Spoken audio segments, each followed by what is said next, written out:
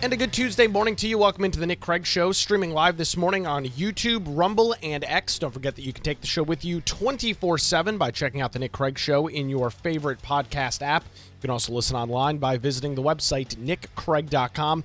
And we want to thank the Law Group here in Wilmington once again for their support of the program this morning. Visit them online at lawgroupnc.com. We have got a jam-packed show for you this morning. We start off with some major news in a Supreme Court election that took place here in North Carolina in November of last year that is still not finalized, still disputed. It is the final election in the country from the 2024 general election that has not yet been determined, and it appears after a judge order late last night that is soon to happen. A federal district judge by the name of Richard Myers has ordered the North Carolina State Board of Elections to certify Democrat Allison Riggs as the winner of the 2024 state Supreme Court election. The decision rejects ballot challenges from Republican candidate Jefferson Griffin. With that announcement last night around 7 o'clock, Judge Myers did place a 1-week hold on his decision to give time to Griffin and his legal team to decide to appeal if they would like to do so. Myers rejected a state Supreme Court decision in April that could have blocked as many as about 5,700 ballots, rejected them from the fall election. The state's highest court endorsed a ballot cure process to deal with some of those disputed ballots. If you have not been following this back and forth saga, I've been covering it in great detail on the Carolina Journal News Hour. If you're not listening to that show, it's a news-oriented program I host at 5 a.m. on WBT in Charlotte, and it's available on YouTube and podcast and all those places. This saga has been a disaster. It's been a mess for everybody involved. Now, of course, Democrats claim that this is Republicans trying to steal an election, right, because it fits their narrative. But really, what you've got going on here, and the reason that have seen changes coming to the North Carolina State Board of Elections, you've got now the General Assembly passing legislation late last year that gave State Auditor Dave Bolick the appointment of power and authority over the state board. It's situations like this. There is law on the books in North Carolina that requires individuals who want to vote to either to do one of two things: show a valid form of photo identification or fill out an exemption form. Those are your two options if you want to vote in North Carolina. Like dozens of other states in the U.S., there is voter ID that is legalized in North Carolina. And this is not something that the citizens of North Carolina said they were in favor of. The General Assembly posed the question to voters, was it back in 2018, whether or not they were in favor of photo identification when you vote. South Carolina's got it. Tennessee's got it. Georgia's got it. Dozens of states, just a few states just around us, have voter ID. Democrats despise voter ID, right? Because they believe that if you are from certain socioeconomic classes or from certain groups, you are incapable of getting an ID. They believe that if you're in one of their groups, that they have determined that you are incapable of getting an ID, therefore you are incapable of voting. It is bigotry of low expectations that the left plays in. So the State Board of Elections decided they were not going to follow state law and require photo ID for overseas voters. Is it a different voting situation? Yes, but the state law is still, in fact, the state law. And if you, as the State Board of Elections, determine that you're not going to follow state law, it opens this process up. It is a can of worms that Democrats who control the State Board of Elections have done so because it is a 3-2 board. 3 of the appointments come from the governor. The previous governor was a Democrat. Josh Stein is a Democrat. The Democrats have had control over the State Board of Elections. And with that, they've had control over local county board of elections. And I don't need to remind you of the saga that played out here in New Hanover County after the election, with the local county board of elections just determining they were going to ignore state statute as they went through the process of counting ballots. They just flat out ignored it. The county then had to pay a third-party firm to come in and investigate it. But these actions were taken by these boards at the state level and, in the case of the New Hanover County Board of Elections, at the local level, causing problems as it relates to elections. So are there criticisms of the State Board of Elections? Yes. Are there criticisms of Judge Jefferson Griffin and his legal team over this process? Yes. As this process is rolled out, absolutely. But the fact of this whole thing is very simple. If the State Board of Elections would have followed the law as it relates to voter ID, there would not have been any request to do this 6-7 month legal battle now that has taken place between Griffin and Riggs. And it's an unfortunate one. And I'm going to say this. I don't think the election results should be changed. I don't. With the fact that the state board did not follow the rules, you're now talking about disenfranchising voters. And I know that's the argument that the left made, but it's the truth. The people that voted and followed the procedure that the state board laid out in front of them, they didn't do anything wrong. Now, the General Assembly has now dealt with this problem.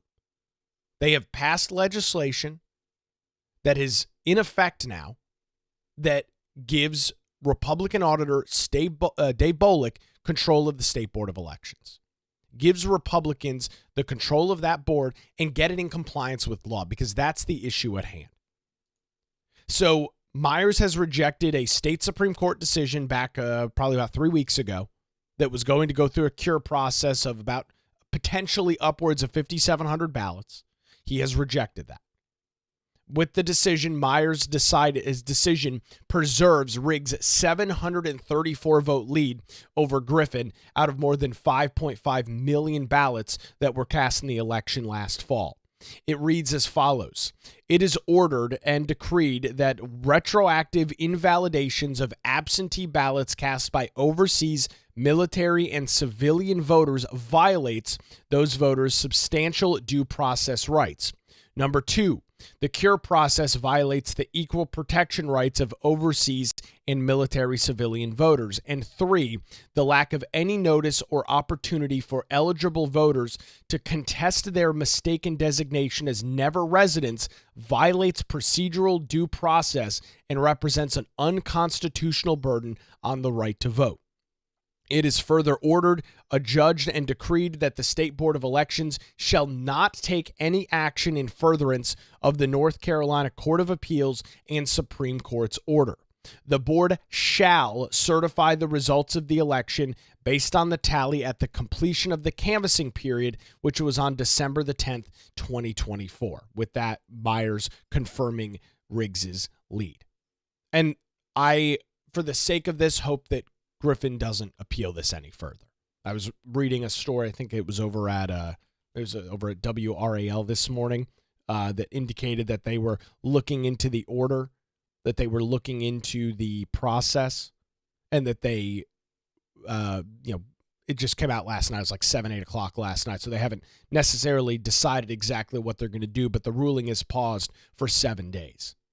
And I did want to bring this one post up from some left-wing jackass here in North Carolina, Travis Fain.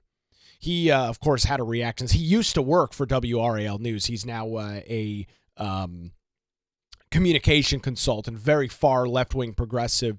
And he tweeted this: I assume that this will be appealed, of course. Surely Judge Griffin and the NCGOP are determined to take their embarrassment to the Supreme Court.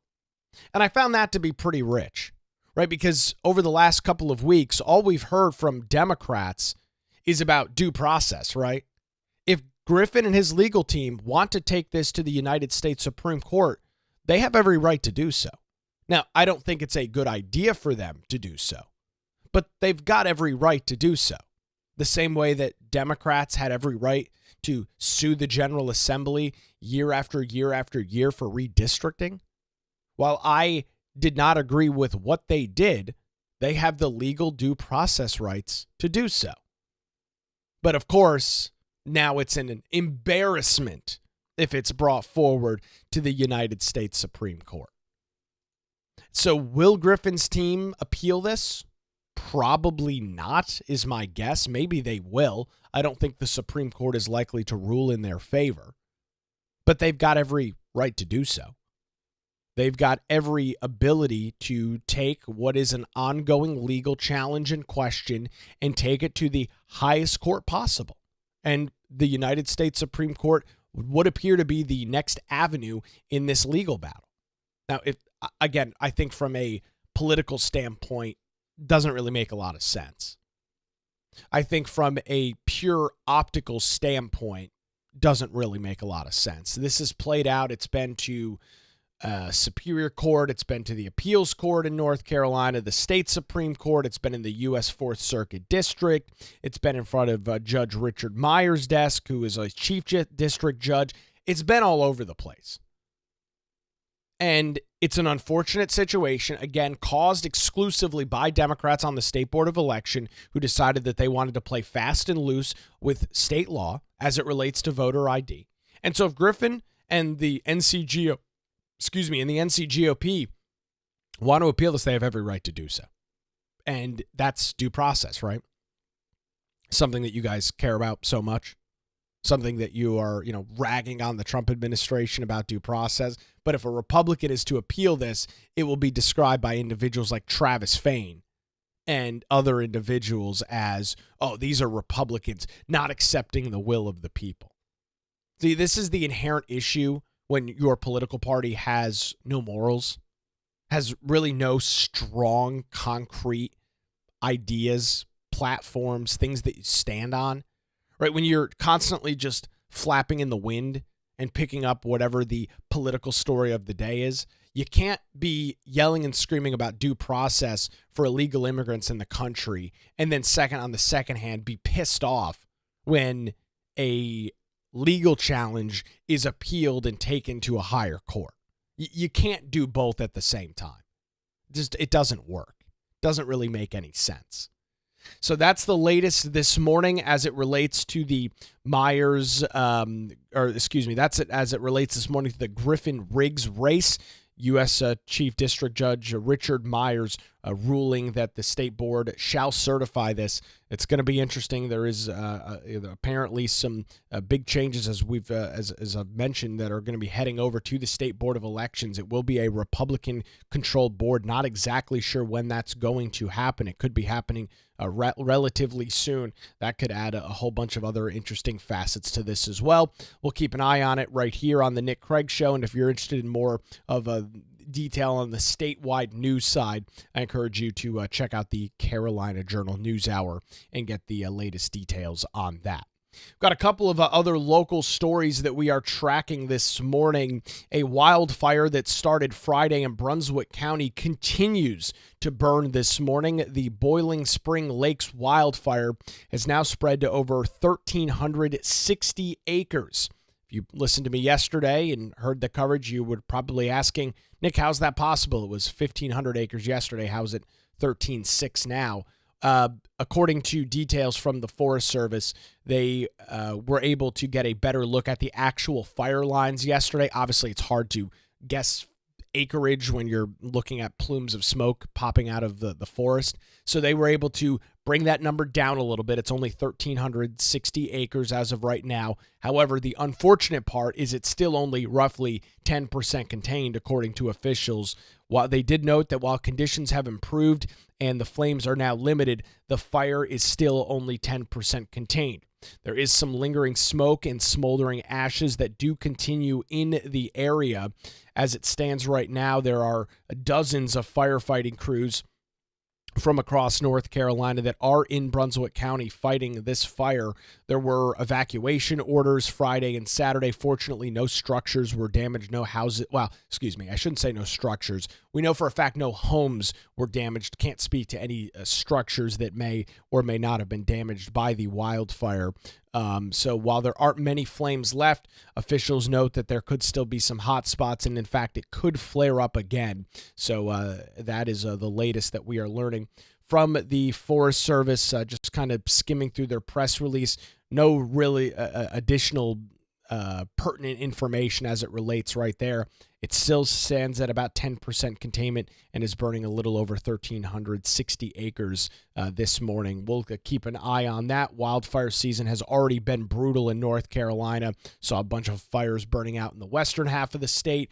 Of course, the major national attention on that major wildfire burning down in Horry County back a couple of months ago, right outside of the North Myrtle Beach area. It has been a rough season for wildfires thus far, and we'll keep an eye on this story as well. A couple of crime stories to pass along to you this morning. A victim is in critical condition this morning following a shooting that occurred overnight on Monday, May the 5th, according to the Carolina Beach Police Department. According to a press release from CBPD, officers responded to a call at the Carolina Beach Inn shortly before 3 o'clock yesterday morning. The police department then noted that a person of interest was taken into custody on unrelated charges in Florence County. That's, of course, in South Carolina. One person was found at the scene and taken to Novant Health's New Hanover Regional Medical Center with life-threatening injuries. It's not immediately clear whether that person was beaten, shot, or stabbed, but they did have life-threatening injuries, so presumably one of the three, and it is still a developing story with very little information, but you may have seen some commentary on Facebook yesterday about a large police presence down at the Carolina Inn in Carolina Beach. That is that's what it was in relation to. And turning our attention to Wilmington this morning, the Wilmington Police Department identifying the victim of a homicide that happened near the woods on Hurst and Clay Streets. Officers responded to the area around 1 p.m. on Friday for a possible medical emergency. When they arrived on scene, they found 63-year-old Cedric Atkins in the woods. According to Lieutenant Willett with the Wilmington Police Department, the victim was stabbed to death. Willett also shared that the incident didn't take place in the homeless encampment that is not super far from there. So there is I believe this would be the first homicide of the year. There was a suspected homicide earlier this year over at the intersection of Kerr Avenue and MLK in one of the homeless encampments that was then no longer prosecuted as a homicide and turned into a self-defense case. So I believe this would make it the first homicide in the city of Wilmington. Not the details on this relatively limited as well, and unfortunately looking at the track record of the Wilmington Police Department as it relates to providing updates and information to the public after these situations unfold, I can't sit here this morning in good faith and tell you in confidence that we're likely to get much more lengthy details from WPD. That's just the unfortunate fact of the matter with it. So if anything does come to light, any new additional details, we'll pass them along to you, but that's where we stand this morning. And in some other news this morning, a high-profile murder trial has been taking place, and jury selection continues today in what was the wild saga of True Colors Brewing. If there was one ongoing story that I had, and when I say fun covering, I don't mean like I was joyful in covering it because it was an incredibly sad saga, but something that I really enjoyed doing coverage of and really I think did a really good job with the coverage of was the saga surrounding True Colors Brewing. Right, you'll remember George Taylor, this idea that he was going to open and did in fact open a brewery in downtown Wilmington that had active, validated gang members as employees. Valiant effort. I mean, the premise sounded pretty good on paper. The idea that you're trying to provide individuals who in many cases may not have other options for employment due to their previous activity the opportunity to make a living and to earn some money and to earn an income was a very noble effort. No argument there at all.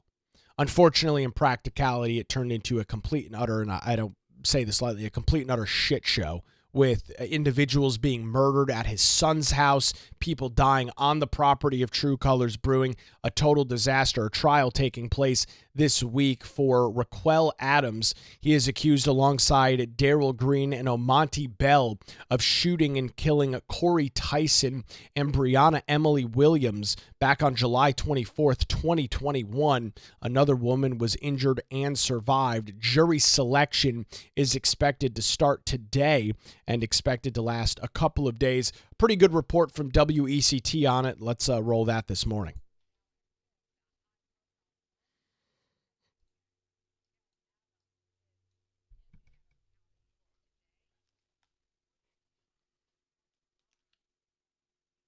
Executive of True Colors Brewing. Those murders happened back in 2021. Now, nearly 4 years later, and after several delays, Adams is about to go on trial. WECT's Ariana Bertolotti went to court today as those proceedings got underway. Jury selection begins tomorrow for the murder trial of Raquel Adams. But today's pretrial hearing shows that Adams not going down without a fight.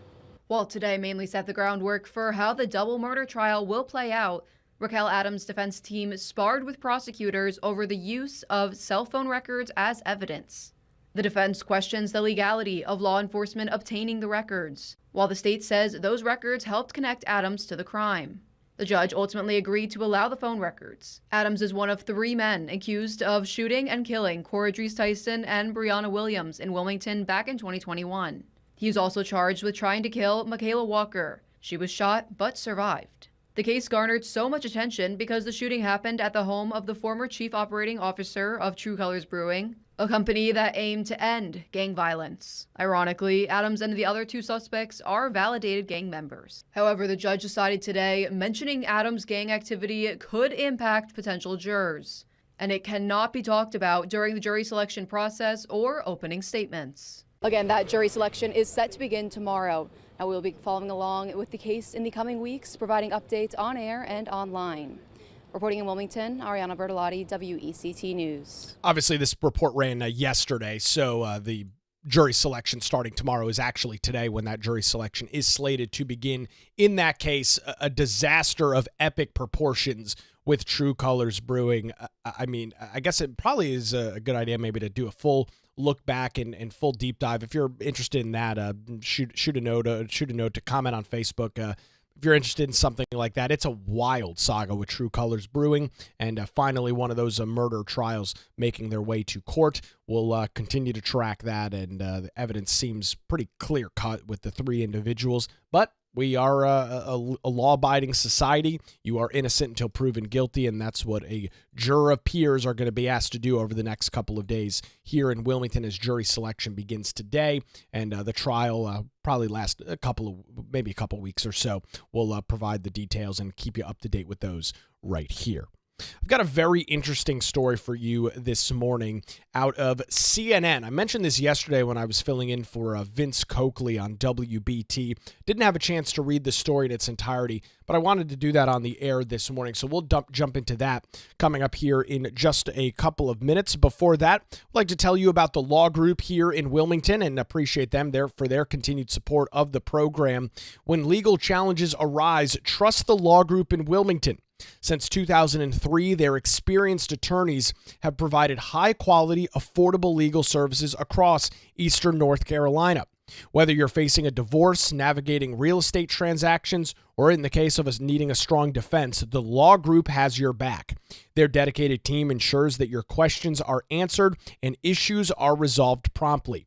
Great news, they're located in downtown Wilmington, and they're just a phone call away at 910-251-6088, or you can visit them online and check out all of the various services and areas of practice they excel in at lawgroupnc.com. That's 910-251-6088, or online again at lawgroupnc.com. The Law Group, experience and dedication that you can rely on. Appreciate the Law Group and their support here of the Nick Craig Show.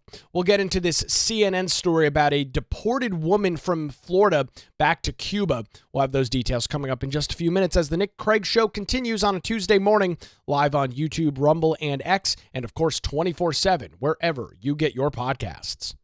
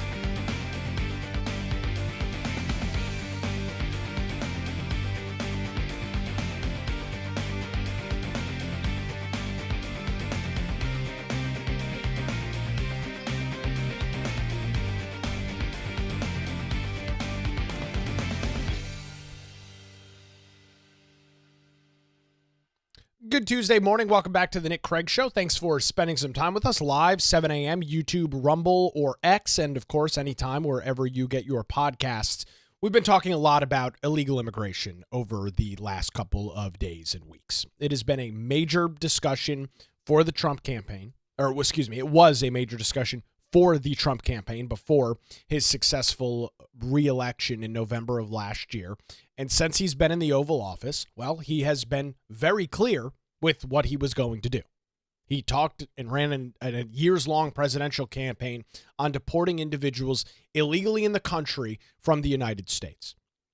And I've been rather surprised thus far that while the media seemingly is now jumping on the due process train, that's all that they care about now is, well, even though these people came into the country illegally and didn't follow any sort of procedure, policy, laws that are in place, they're entitled to this due process before they can be deported. That's a different debate. We've already discussed that. I'm surprised that it's taken the media so long to come up with the heart-wrenching stories that they love. Right? So this is how the media operates. And the headline this morning over at CNN is this. Deported from Florida to Cuba, this mother saw her 17-month-old U.S. daughter and her American dream ripped away. That's the headline over at CNN. And what's the objective and the goal with this headline? It's to provide and for you to react emotionally to the headline. It is written in a way to extract emotion from you. That's the goal. That's the objective. Now, I'll note that outlets like CNN did not bother covering and did not bring forward any of the emotion as it related to the atrocious human trafficking and the atrocious situations that unfolded while individuals were being smuggled into the United States of America. No coverage from CNN about all of the young women that were being raped by drug traffickers and drug cartels as part of the process of bringing them into the United States. That emotion didn't matter. Right? They decided to keep quiet about that. Why? Well, because it was a bad look for their guy, Joe Biden. So CNN didn't really care too much about that. It wasn't a big issue when it was taking place. But now they want to tear at your heartstrings as it relates to this individual being deported from the United States back to Cuba. And I wanted to read through the story this morning because it is almost purely dealing with emotion. There is one little paragraph in here that has any sort of substance and, of course, is not dug into at all by Patrick Oppman over at CNN, who is the publisher of this story that ran yesterday morning. So let's read through it. And this is you are going to see, I think this is kind of the template for more and more of these stories that you're going to see. This is going to be the template for the media to try and go after the Trump administration in what I'll note is their very popular approach to illegal immigration. We covered the CBS YouGov poll 2 weeks ago that showed that 56% of Americans are in favor of mass deportation. 56%. 56 to 44. It's an overwhelming majority when you look at polling and public sentiment of issues. So this, I think, is probably going to be one of the ways in which the media tries to lower that 56% number by bringing these stories to light. So let's dive into the details. In a dilapidated home on the outskirts of Havana, Heidi Sanchez shows off photos from a past life. She flips through images on her iPhone of visits to SeaWorld with her husband and 17-month-old daughter, and the couple dressing up in Santa attire for Christmas. With Sanchez saying, "I don't know if it was the American dream, but it was my dream, my family." That dream and family were ripped away in late April when Sanchez was deported from Florida to her native Cuba, even though both her daughter and husband are U.S. citizens. Now, I'll note this. The fact that your daughter is a U.S. citizen does not guarantee you the process of staying in the United States. She notes her husband was also a citizen. Sure. There are plenty of individuals that are married to somebody that are not U.S. citizens. And like everything else, there is a legal process to go through and get a green card and be married to somebody and not worry about being deported. Of course, that was not followed in this case.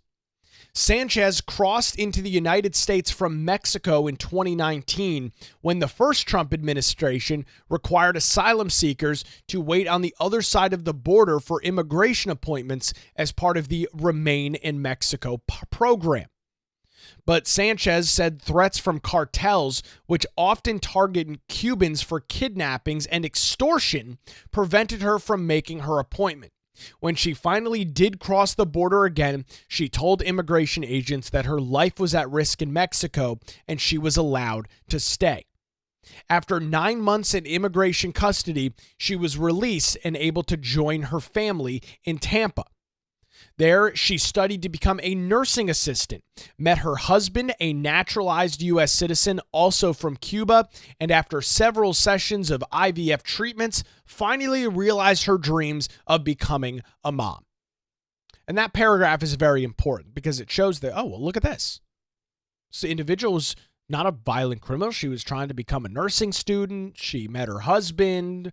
They went through IVF treatments. God knows who paid for that. And she became a mom. Sanchez maintains she hardly fits the stereotypes of dangerous undocumented immigrants that the Trump administration says it's taking off U.S. streets. As she noted, "I've never had so much as a ticket." And here is the key paragraph in the entire CNN story. Still, with the immigration hearings she had missed in 2019. What? She missed immigration hearings in 2019? Why? Why did she miss immigration hearings in 2019? She tried to come into the country. She was told to remain in Mexico. That was the policy of the previous administration. She came back, claimed that she was being threatened. Her life was threatened in Mexico. She was allowed into the country. She was held for 9 months by immigration officials and then released into the United States. So why did she miss immigration appointments in 2019? Why was that the case? CNN doesn't dig into the details. The reason why she was likely deported, obviously I don't have all of the information. Like many of these other stories, they are not public cases to consume. But I would suspect that she has not been following all of the rules and all of the laws as it relates to immigration. Again, right here, still with the immigration hearing she had missed in 2019 and the changing political fortune for Cuban immigrants who had resided in the United States, all but guaranteed Sanchez time in the United States was running out. Well, yeah, absolutely. If she did not follow the legal immigration process, if she was in fact in the United States illegally, if she missed immigration hearings that would have allowed her to stay in the United States legally, then yes, in fact, her time was running out. We are a country of laws. We are a country of law and order. And if you determine that you are not going to follow the laws that we have in place, specifically as it relates to immigration, there is a high likelihood and a high probability you are going to be deported from the United States. This is not a very controversial thing here. This is not very hard to understand. If you are going to skirt under the law as it relates to immigration, you are probably going to have to deal with some repercussions of that. Again, we are in a country of laws. If you choose not to follow those as somebody who's an illegal immigrant, you may have to deal with some consequences. I don't know what else to say. In April, Sanchez was contacted by Immigration and Customs Enforcement that an appointment she had with officers was being moved up to the next day. Still, her attorney told her it was likely a routine check-in. Instead, when she showed up for the appointment with her daughter Caitlin and an attorney, ICE agents told her she was being taken into custody and to hand over her daughter to relatives. Sanchez said that the agents informed her to call the father, aka her husband, to come get her. You are staying here. I told them, don't take away my daughter. They never said I could take her with me or not. In a statement, the Department of Homeland Security denies Sanchez and her attorney's accounts that she was not given the option to take her daughter with you. According to DHS Assistant Secretary Tricia McLaughlin, we take our responsibility to protect children seriously and will continue to work with federal law enforcement to ensure that children are safe and protected. The Trump administration is giving parents in this country illegally the opportunity to self-deport and take control of their departure process with the potential ability to return legally the right way and come back to America to live the American dream. And this doesn't add up from anything I understand as well. I mean, there was just a story, was it last week, of a mother being deported and her kids being deported with her? And the media was freaking out. Why were these children being deported? Well, the children weren't being deported. The mother had the choice to take them with her, and she did. So I have no reason to believe that this individual in Florida was treated any differently than the mother of 3 that was deported a couple of weeks ago by the administration. Again, also illegally in the country. Sanchez's attorney said they tried to stop her deportation by arguing that her removal would hurt her daughter, who she was breastfeeding and has suffered seizures. But 2 days later, as Sanchez's attorneys were requesting a hearing in the case, she was already in the air on a deportation flight to Havana. That's a sad situation, sure. But because you have a 17-month-old daughter and you're breastfeeding is not a legal reason to stay in the United States. I don't know what the left can't really wrap their head around on this. Is it a sad story? Absolutely. Is there a level of empathy that you have for a story like this? Yes, absolutely. But you just don't get carte blanche to walk into the United States of America and do whatever you damn well please. And I don't know why the left cannot wrap their head around that notion. The reason people are so frustrated with what's going on is because they have watched year after year after year of individuals ignoring our laws, ignoring our processes and procedures as it relates to illegal immigration, and then crying afoul when they're held accountable. Do I have empathy? Yes. Do I have sympathy? Not at all. You decide that you are going to fly under the law, you are going to skip immigration hearings, you're going to get deported. I don't know what else to tell you. This has been very well telegraphed by the administration. Anybody that says that they are shocked by what's going on or they can't believe what they're reading is either stupid or is purposefully trying to mislead the situation. It's one or the other. This is exactly what Trump said he was going to do in the campaign. It's what he said he was going to do the night that he won his election. And it's what he said he was going to do from January 20th onward when he was inaugurated and became the president of the United States again. When he put people like Tom Homan and Kristi Noem in their positions. Did you guys think that they were bluffing? Did you guys assume that they weren't going to follow through on this? That was a huge miscalculation if that was the case. Sanchez's attorney said, in cases like this, there are very strong humanitarian factors, and Heidi did not deserve to be removed the way that she was. She didn't deserve it? Why? We're not talking about things that are deserved or not. We're talking about legal versus illegal. If I decide to get in my car tonight and drive drunk and put myself and other motorists on the road at risk and get pulled over by law enforcement and arrested and charged with a DWI, I don't get to claim, well, I didn't deserve this. I didn't hit anybody.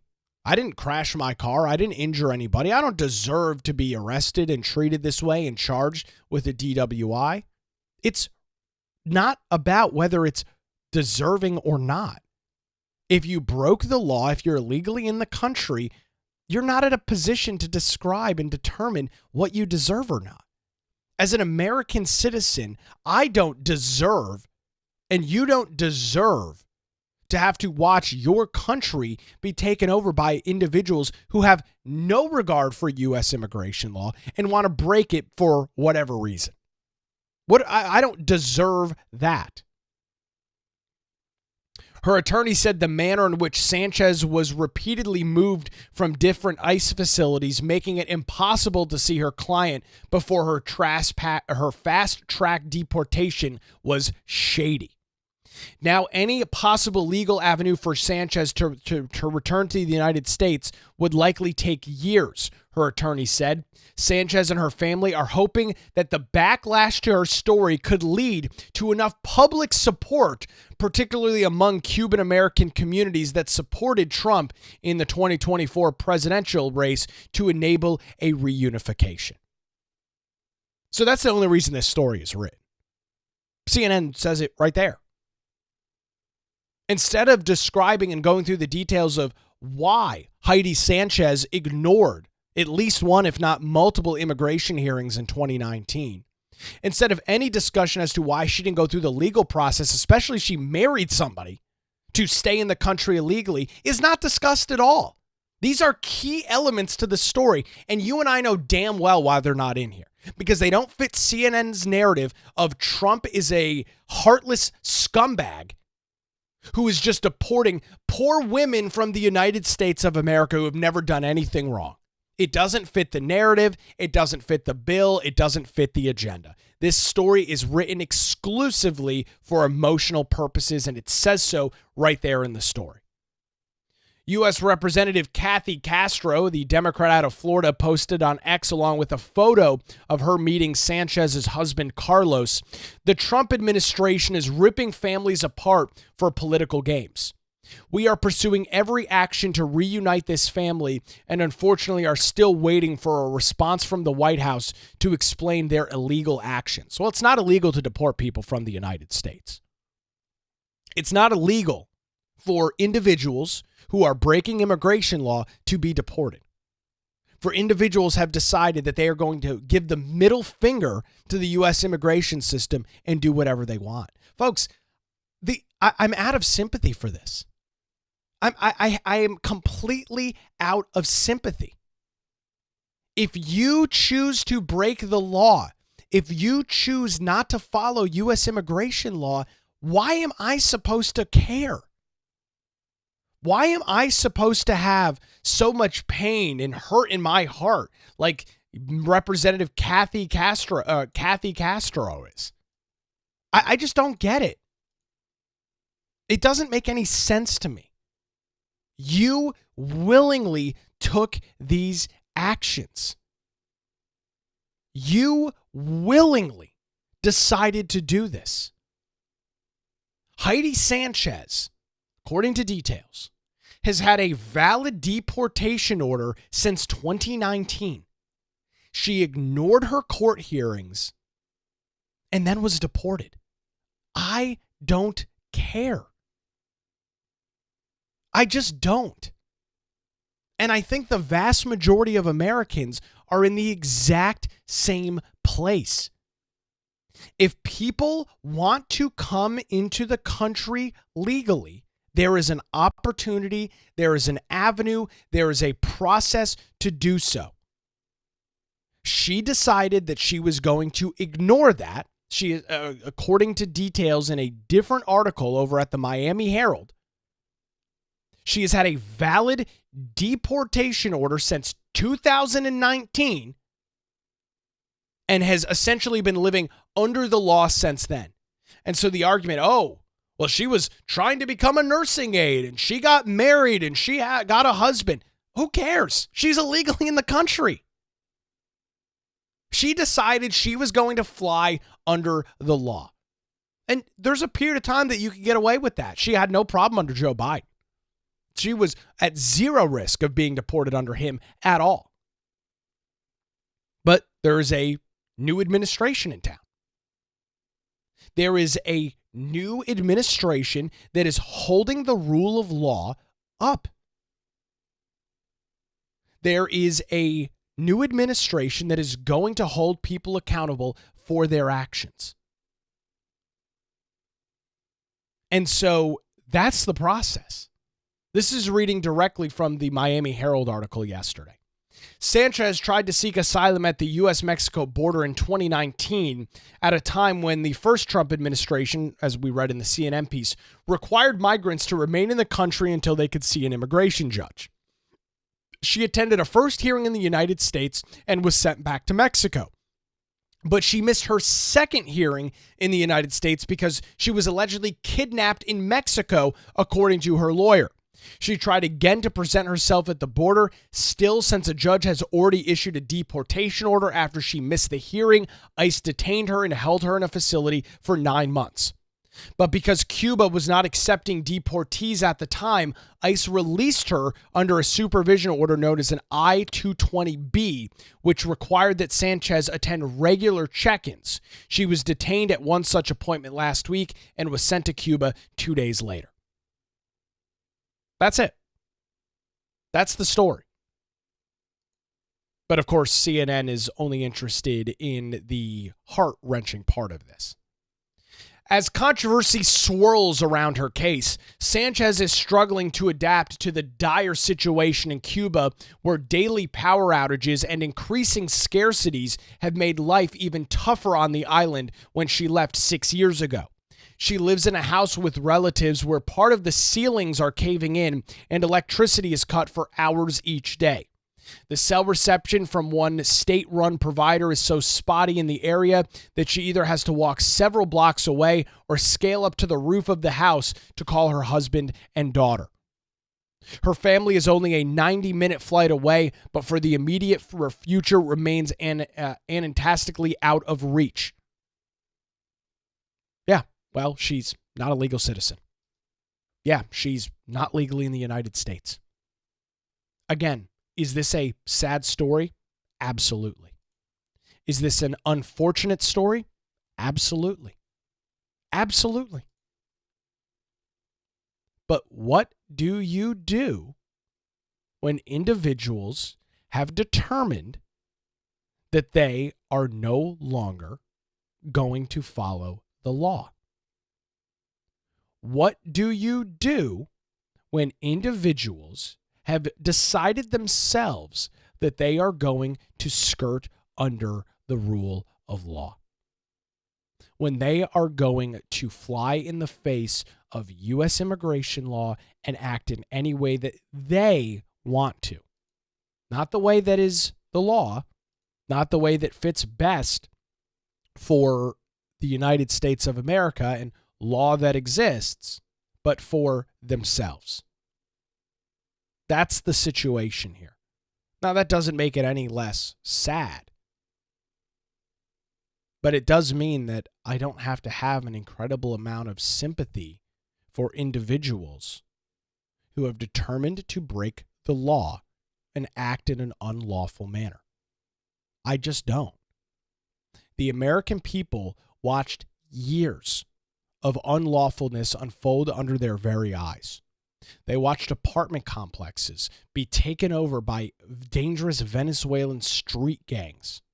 People kicked out of their apartment as it was taken over by a gang. Paying rent to Trende Aragua to live in an apartment in the United States of America. They read the horrific stories of people like Laken Riley, who was doing nothing wrong but going on a jog one morning to be brutally assaulted and murdered by an illegal immigrant in the United States. They've seen story after story, account after account of individuals illegally in the country. There is no evidence that Heidi Sanchez was a dangerous criminal. I'll give you that. Dangerous criminal or not, she's illegally in the United States of America. She has had an active deportation request for 6 freaking years. And that's the story. Now, CNN doesn't mention that in their story. The Miami Herald does. I guess they're a little bit more of a news organization than CNN is. But I think that might be something worth mentioning. I would assume, right? If you're writing a story for CNN, that you might want to include some pertinent facts like the idea that she had an active deportation request. might be relevant to do, but it's okay. That's not a situation that is relevant for them. Because again, it's about emotion. It's about fear. It's about them garnering sympathy for individuals who broke the law and turning people against the administration and the, I guess, essentially American rule of law, right? The system that you and I exist under. The process that we are required to follow. And that's it. That's the story. And you are going to see a lot more of these. Once the left and once Democrats are successful with one of these stories and are able to get the administration to blink, it is going to be a field day of these stories. I'm surprised there's not more of them. And I'm really surprised that I'm surprised it's taken this long for a story like this to pop up. And there's been other ones, sure. This was the first one that I saw that really was simply trying to be emotional. Was missing key facts and just skimmed over important pieces of details like, why did she miss an immigration here? Her lawyer, who now has, claims it's because she was kidnapped in Mexico. That CNN didn't mention that. They spoke to her attorney the entire time. Probably because there was no way to back up that information. No way to verify that that was actually the case. So the attempt is emotion. As we've talked about, Democrats cannot win on the issue of illegal immigration. They had 4 years to win on this issue if it was such a popular thing. They were unsuccessful in doing so. President Joe Biden's approval rating was atrociously low as it related to immigration. And it was a large reason why Trump won in November. So because Democrats don't have the ideas, because Democrats don't really have anything useful that they can go with, they're just pulling the emotion card. They're pulling the fear card. They're pulling the sympathy card because they don't have the policy card as it relates to immigration. And so that's the latest. That's what's going on as it relates to immigration in this story. I'm sure we'll probably see this pop up maybe a couple more times, a couple more of these stories, and I'll keep an eye out for them because I think it is an interesting trend to keep an eye on and to follow. Once again, I want to thank the Law Group here in Wilmington for their support of the show this morning. Give them a call at 910-251-6088 or visit them online at lawgroupnc.com. That's going to do it for a Tuesday edition of The Nick Craig Show. Thanks for joining us live on YouTube, Rumble, and X, and 24/7 wherever you get your podcast. I'm in again for Vince Coakley, 10 to noon on WBT. Hopefully you can join me for that. If not, we're back here tomorrow morning right here on The Nick Craig Show.